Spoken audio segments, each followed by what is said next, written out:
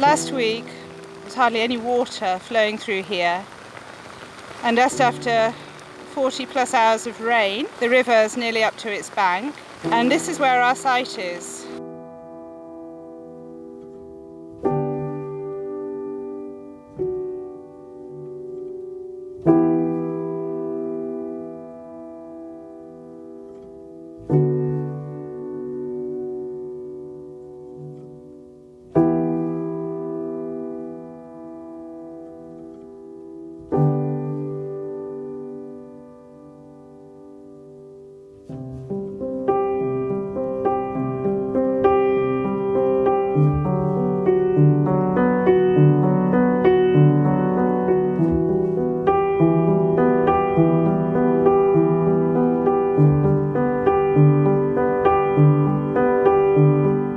So this is one of our access routes out. I think the bridge has disappeared, or the little culvert that we used to walk over has disappeared.